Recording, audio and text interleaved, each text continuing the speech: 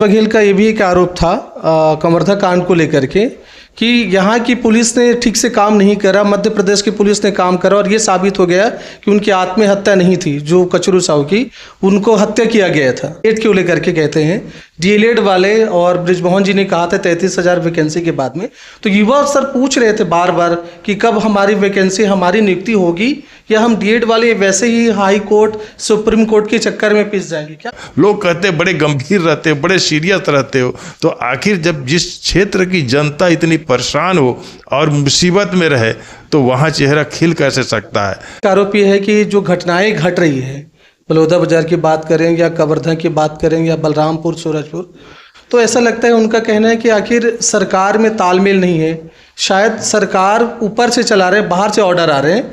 तो ये बड़ी चिंता का विषय है। प्रयास कर रहा हूँ मैं, सरकार से भी आग्रह कर रहा हूँ, निवेदन कर रहा हूँ बार बार माननीय मुख्यमंत्री जी को और मंत्रियों को भी अवगत करा चुका हूँ कि क्षेत्र अति पिछड़ा हुआ है, यहाँ बहुत कुछ विकास की आवश्यकता है और इसके लिए मैं बारंबार निवेदन कर चुका हूँ।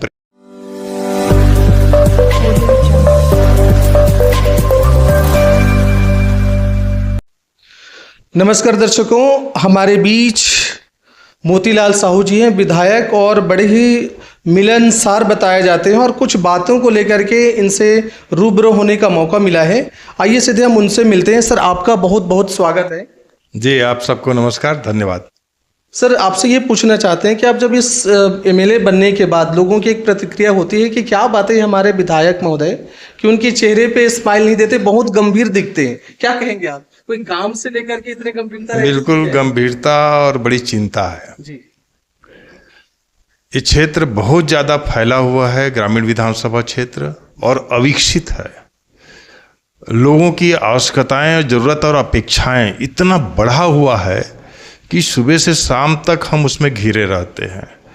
और ये बात सच है कि आज भी क्षेत्र में बुनियादी ज़रूरतें, सड़क, नाली, पानी, बिजली, ये उपलब्ध नहीं है। अब कैसे कल्पना किया जा सकता है कि जहां रायपुर राजधानी हो और वहां ऐसी समस्याओं से लोगों को जूझना पड़े, तो ये गंभीर विषय है। और गंभीर विषय इसलिए भी है कि पूरी प्रदेश से और पूरी अन्य प्रांतों से भी लोग आकर के रायपुर ग्रामीण विधानसभा की ये बाहरी क्षेत्र है, यहाँ बड़ी आबादी जो है बढ़ते जा रही है। हमारे पास जो व्यवस्था है वो व्यवस्था से कई गुना ज़्यादा आबादी बढ़ने के कारण समस्याएं लगातार बढ़ रही है। वाटर सप्लाई की जो व्यवस्था है, पुरानी व्यवस्था है, वर्तमान में वहाँ पर आबादी 2 गुना बढ़ चुका है। अब पुरानी व्यवस्था में हम कहीं कहें कि उनको जल प्रदाय पूरा हो जाए, पीने की पानी की व्यवस्था पूरी हो जाए, तो ये संभव नहीं है।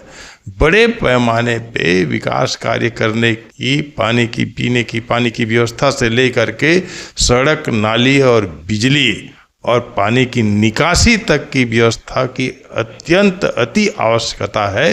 ये तो आने वाले समय में बड़ी गंभीर समस्या दिखता है और लोगों में एक भावना हो गया है कि हम जहाँ कहीं जाते हैं, कहीं भूमि पूजन के लिए जाते हैं, कहीं विकास कार्य के लिए जाते हैं, तो इतनी सारी आवेदन आ जाता है कि जब देखते हैं क्षेत्र अविकसित है, आज सड़क नहीं है क्षेत्र में। तो ऐसे हमारे जो पूर्व में कांग्रेस का सरकार रहा 5 साल और उसके पहले 10 सालों से जो विधायक रहा, तो इन सब स्थितियों को देख करके ऐसा बड़ा चिंता का विषय हो जाता है। लोग कहते बड़े गंभीर रहते हो, बड़े सीरियस रहते हो, तो आखिर जब जिस क्षेत्र की जनता इतनी परेशान हो और मुसीबत में रहे तो वहाँ चेहरा खिल कैसे सकता है? तो ये बड़ी चिंता का विषय है। प्रयास कर रहा हूँ मैं, सरकार से भी आग्रह कर रहा हूँ, निवेदन कर रहा हूँ बार बार माननीय मुख्यमंत्री जी को और मंत्रियों को भी अवगत करा चुका हूँ कि क्षेत्र अति पिछड़ा हुआ है, यहाँ बहुत कुछ विकास की आवश्यकता है और इसके लिए मैं बारंबार निवेदन कर चुका हूँ, प्रयास भी कर रहा हूँ। और उन लोगों ने मुझे आश्वस्त भी किया है कि आने वाले समय में कुछ न कुछ अच्छा होगा। तो ये मैं उम्मीद कर सकता हूँ कि लोगों की ज़रूरतें पूरी हो पाएगी। सर, कांग्रेस आरोप लगा रहे हैं, जैसे अभी आपने कहा कि आप अपना बेस्ट देने की कोशिश कर रहे हैं।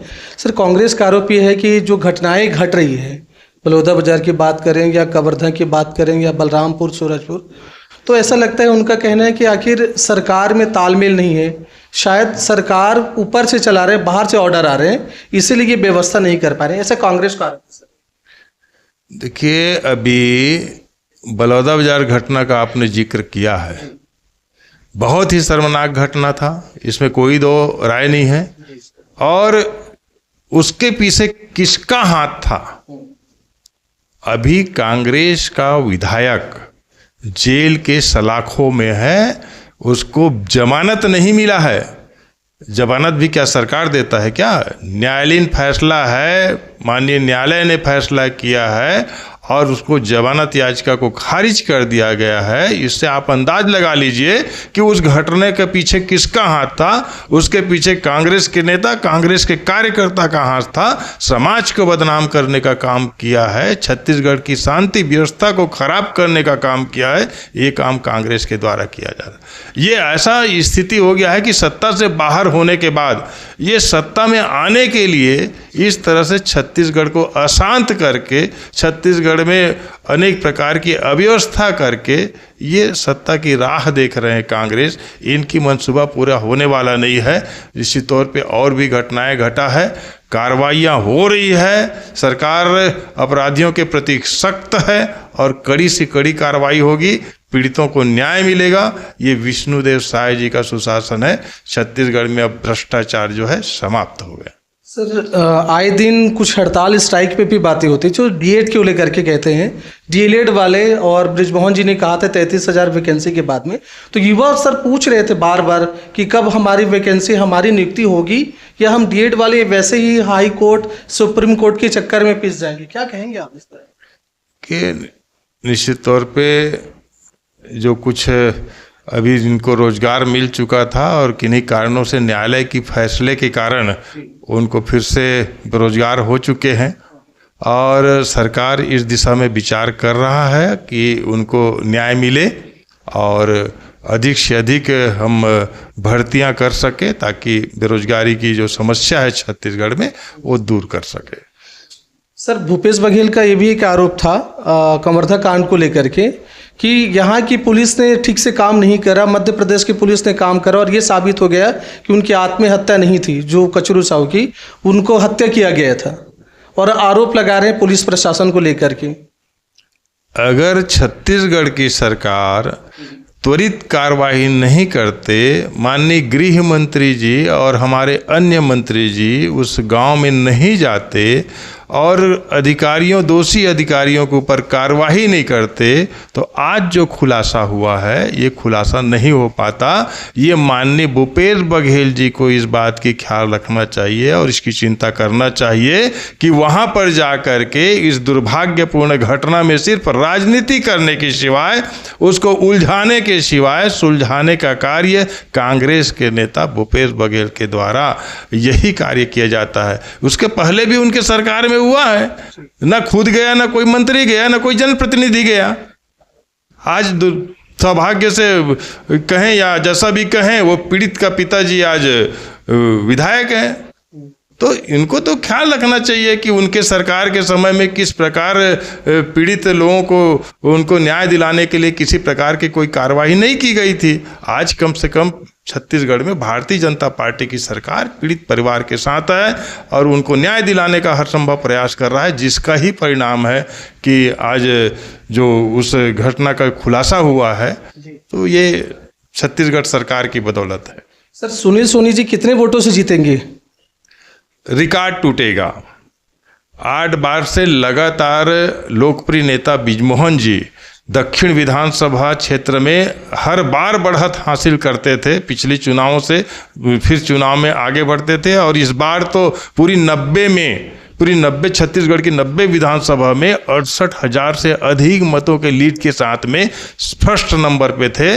वो रिकॉर्ड भी अभी इसमें टूटने वाला है, क्योंकि अब कल मुख्यमंत्री जी ने कहा कि अब विधायक की दक्षिण क्षेत्र का एक के साथ एक फ्री हो गया है। बृजमोहन जी तो 8 बार से लगातार नेतृत्व किए हैं, अब सुनील सोनी जी आ रहे हैं तो अब 1 के बजाय 2 हो जाएंगे। वैसे कल मुख्यमंत्री जी ने कहा है, तो क्षेत्र में विकास भी होगा और क्षेत्र की जनता उत्साहित है इस चुनाव को लेकर के, क्योंकि सरकार भारतीय जनता पार्टी की है। जनता भी चाहती है कि विकास के साथ चलना है, सुशासन के साथ चलना है, और जो वादा हमने पिछले चुनाव में किया था विधानसभा में उसको पूरा किया है। तो ये जनता और महतारी वंदन, ये सारी चीज़ें हैं जो हमको एक रिकॉर्ड बनाने के लिए फिर से आगे बढ़ रहे हैं हम सब।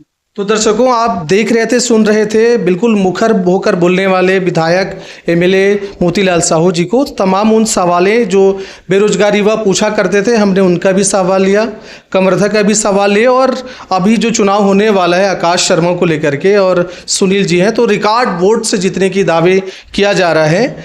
आप इस विषय में क्या सोचते हैं? कमेंट बॉक्स में कमेंट जरूर करिएगा। सर, महानदी चैनल के लेकर कुछ कह दीजिए। सब्सक्राइब, लाइक करें। देखिए, चैनल जितना निष्पक्षता के साथ काम करेगा उतना ही क्षेत्र की जनता और देश की जनता और देश का नाम रोशन होगा, क्योंकि इससे बड़ी जनता को भी राहत मिलता है। और जितनी जो समस्याएं हैं और जो विकास हैं, जो अच्छी चीज़ें हैं, सभी प्रकार की बातें इसमें आ जाता है, तो लोगों को एक विश्वसनीयता होता है कि हमारे साथ भी अगर कोई पीड़ित या कोई परेशान होता है तो हमारे पास एक और आधार है, जो सबसे बड़ा आधार है वो मीडिया का, जो जन जन तक पहुंचता है। तो ये निष्पक्षता के साथ हम आगे बढ़ेंगे तो निश्चित तौर पे हमारा चैनल आगे बढ़ेगा, लोगों को एक बड़ा अच्छा एक दिशा मिलेगा। ये मैं चाहता हूं कि आपके महानदी का ये चैनल है, और मैं शुभकामनाएं देता हूं कि दीपावली की ये अभी पावन पर्व है हमारा, माता लक्ष्मी और गोवर्धन पूजा और भाई दूज की पर्व है, धनतेरस भी आ गया है, तो सबको मैं शुभकामनाएं देता हूं, बधाई देता हूं। तो इनडायरेक्ट उन्होंने कहा कि निष्पक्ष होकर काम करें तो निश्चित तौर पे आगे बढ़ेंगे। जी बिल्कुल, हमारा ध्येय भी यही है कि हम जो सच्चाई है वो सामने लाएं, और कुछ ऐसे सवाल जनहित में हैं वो भी हम जिम्मेदार नेताओं से पूछें। आप ज़रूर, आपको अच्छा लगे तो कमेंट बॉक्स में कमेंट ज़रूर करिएगा। जय हिंद, जय छत्तीसगढ़।